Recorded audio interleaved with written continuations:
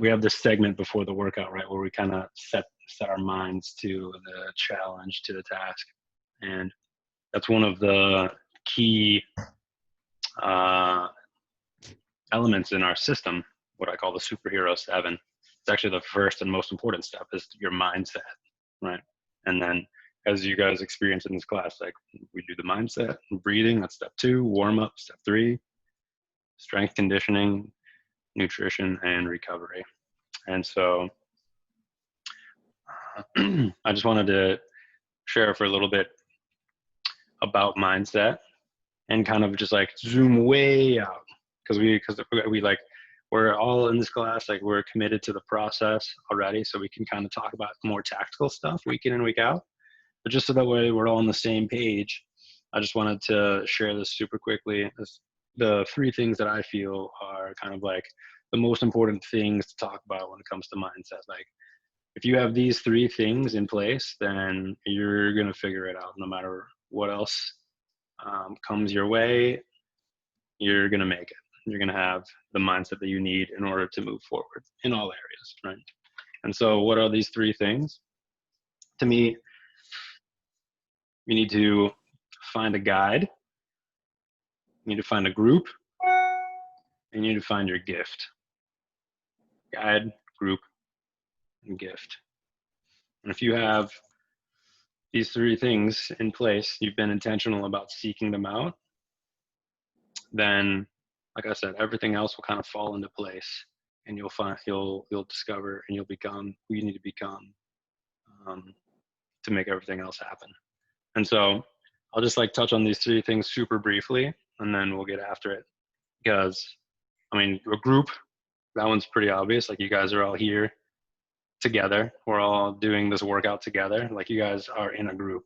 And I mean, nod your heads, but have you guys discovered that like doing this work in a group is essential for making it a consistent habit and getting to where you want to go? Jesse's nodding his head. Alan Robin for sure. Absolutely. Elliot's nodding. Yeah.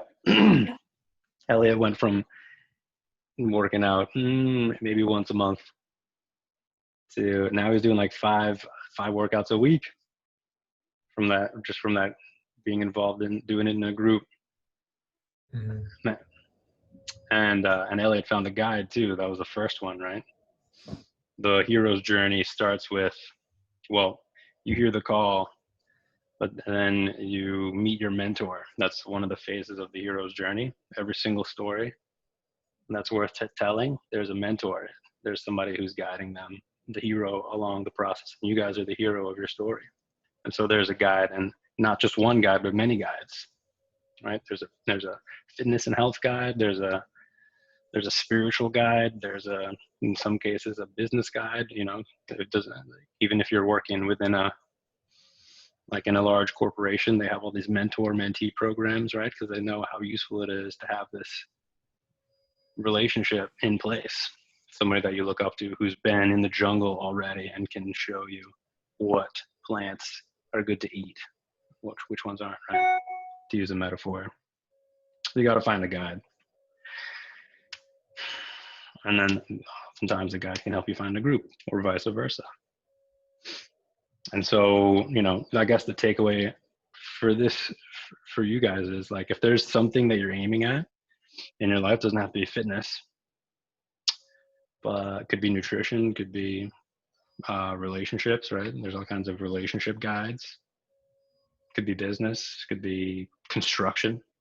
You know, there's always like, you need to find a guide for that thing. And kind of, which is a hard one for me to do, because I tend to just think like, oh, I can read a book about this and then I'll be my own guy, which can work, but I don't want to waste the time really. And when I can just find the guide who has already gone through that learning curve and can help me accelerate mine. So those are the 1 and 2. And then number 3 is kind of the one that takes a little bit more time, right? And it's to find your gift. And there is a gift that each one of you has, a unique gift that you have been given, that no one can take from you and that no one else has. And the reason that this is a key part, I feel, towards cultivating the right mindset is that knowing what that gift is gives you confidence to do the work. When I am in touch with, when I as I discover more and more clearly like what it is that I've been given, this unique gift, this unique journey that has, you know, brought the gift to light, that helps me to be confident and to see the value that I can bring to other people. And only when I have a strong sense of that value that I can bring, then I get the confidence to step into the uncomfortable arenas, right? Because what stands between the hero and you know, being a legend is a big, scary monster, usually several. And so, but the hero also always has a gift, right?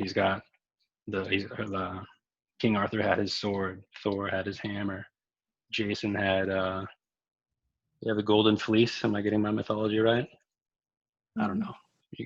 I did. Nice. All right. Yeah.